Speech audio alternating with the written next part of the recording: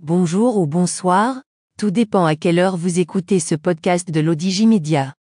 Notre chroniqueur de l'ODJ, Dr Anouar Cherkaoui, partage son avis et ses réflexions dans un article qu'il a intitulé « Pour une initiative africaine de lutte contre les cancers de l'enfant ». Alors écoutons-le dans ce podcast. L'auteur commence son article ainsi. Aujourd'hui, les États africains doivent s'impliquer davantage dans le diagnostic précoce et le traitement des cancers de l'enfant. Car, il est honteux pour les gouvernants de ces pays de savoir qu'en Europe et en Amérique latine, 97% des enfants atteints de cancer sont diagnostiqués, traités et guérissent définitivement de cette pathologie mortelle. Alors que dans les pays africains, ce pourcentage atteint à peine 20%, parfois moins. Les médecins africains spécialisés dans les cancers de l'enfant, oncologues pédiatriques, ont crié leur profonde colère contre cette inégalité flagrante, mercredi 22 février 2023 à Rabat. Ce cri de colère couvrant le ciel africien depuis Africian-Rabat prend toute sa signification, quand on sait que le Maroc est considéré comme un leader africain dans la lutte contre les cancers de l'enfant. L'auteur poursuit son article ainsi. Il devient impératif de lancer une initiative africaine de lutte contre les cancers de l'enfant. Bien que cela reste insuffisant, le Maroc a fait des pas de géant dans le diagnostic et le traitement des cancers de l'enfant. Parti, il y a plus de 40 ans, avec une seule unité spécialisée dans le traitement des cancers de l'enfant, il est aujourd'hui à 6 centres répartis sur les grands centres hospitaliers du royaume. Ces centres sont également des terrains de formation et de stage, pour les médecins qui ont embrassé la spécialité de l'oncologie pédiatrique, aussi pour les médecins marocains qu'africains. C'est ainsi que plusieurs pays subsahariens disposent aujourd'hui d'un centre d'oncologie pédiatrique, qui hélas, reste unique dans ces pays. Et de ce fait, ne répond pas à tous les besoins en termes de diagnostic et de traitement de tous les nouveaux cancers de l'enfant. Rôle de la Fondation S et du groupe franco-africain d'oncologie pédiatrique. La Fondation S et le groupe franco-africain d'oncologie pédiatrique ont réaffirmé leur engagement à lutter ensemble contre les cancers de l'enfant en Afrique Rabat, Maroc, lors de la conférence panafricaine sur le thème cancer de l'enfant en Afrique, défis, perspectives et solutions, organisée à Rabat, mercredi 22 février 2023. Cette rencontre médicale et de plaidoyer, qui s'inscrit dans le cadre de la Journée internationale du cancer de l'enfant, a été l'occasion pour Fondation S et le groupe franco-africain d'oncologie pédiatrique de réaffirmer leur engagement à collaborer sur des initiatives communes pour soutenir l'objectif de l'Organisation mondiale de la santé d'atteindre un taux de survie d'au moins 60% pour tous les enfants du continent africain atteints de cancer d'ici 2030. L'auteur précise ainsi.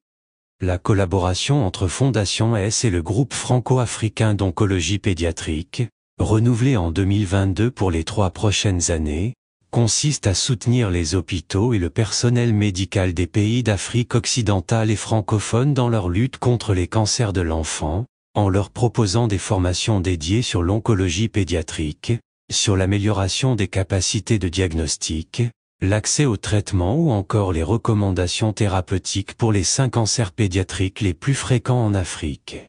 Il faut savoir que le groupe franco-africain d'oncologie pédiatrique est constitué d'un réseau de 24 unités d'oncologie pédiatrique dans 18 pays d'Afrique francophone.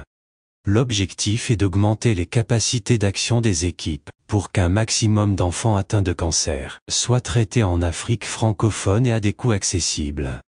L'objectif est d'atteindre un taux de guérison d'au moins 60% des enfants arrivant dans les services spécialisés avec une maladie prise précocement en charge.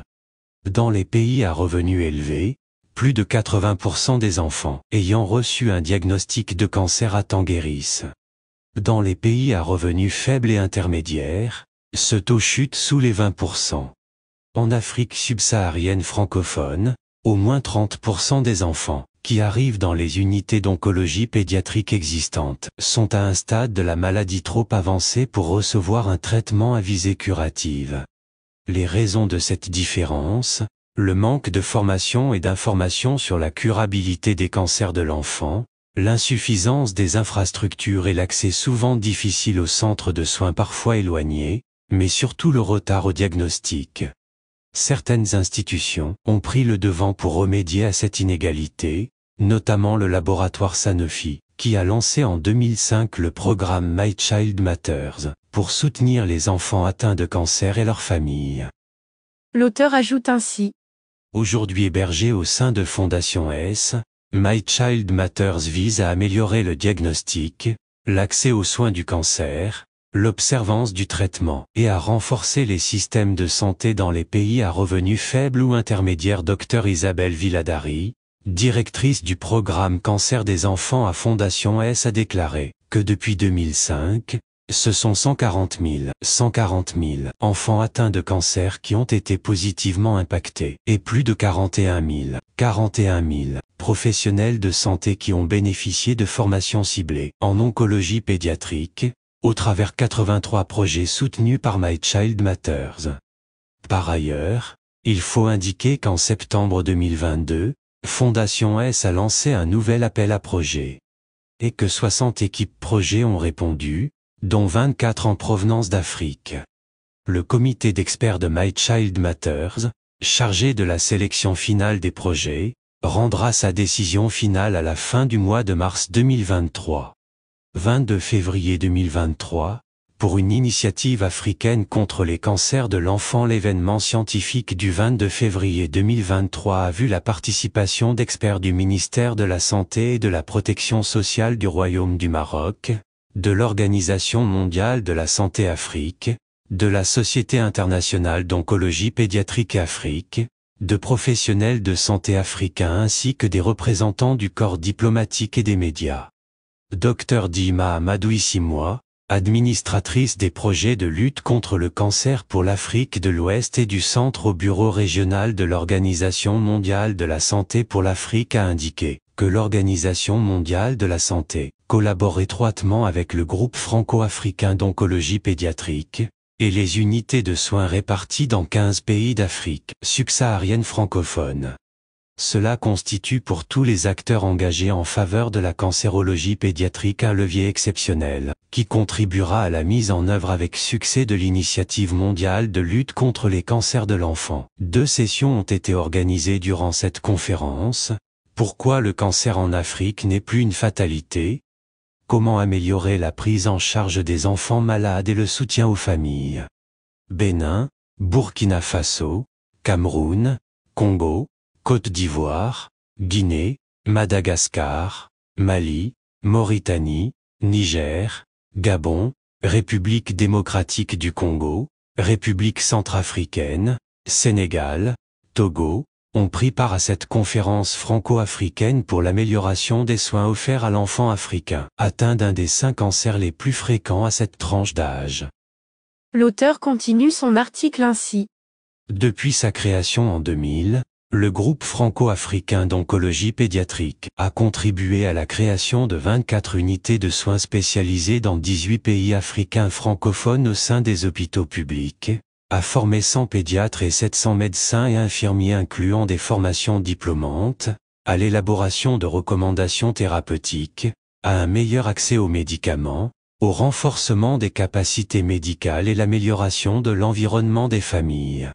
Le groupe franco-africain d'oncologie pédiatrique porte ses efforts pour traiter les 5 tumeurs les plus fréquentes et les plus curables chez l'enfant en Afrique, lymphome de Burkitt et de Hodgkin, leucémie aiguë lymphoïde de risque standard, néphroblastome et rétinoblastome. Les équipes du réseau traitent 1500 enfants par an et ambitionnent d'en traiter 7500 par an en 2030. L'auteur conclut son article ainsi. L'Initiative mondiale de lutte contre les cancers de l'enfant de l'Organisation mondiale de la santé, qui est une initiative mondiale qui a été mise en place par l'Organisation mondiale de la santé et ses partenaires en 2018, Global Initiative for Childhood Cancer, avec comme objectif d'ici 2030 d'atteindre 60% de survie pour les enfants atteints de cancer dans le monde et de corriger ainsi une profonde inégalité entre les pays à revenus élevés et les pays à revenus faibles et intermédiaires, L'approche Curol guérir tous les enfants atteints de cancer, développée par l'Organisation mondiale de la santé, vise à évaluer la situation actuelle d'un pays ou d'une région, développer un plan d'action, le mettre en œuvre, et faire le suivi des progrès. Rédigé par Dr Anouar Cherkaoui et lu par l'intelligence artificielle de l'ODJ Media. Merci d'avoir écouté ce podcast de l'ODJ Media, ce bouquet de supports numériques, portail, magazine mensuel connecté, web radio et web TV.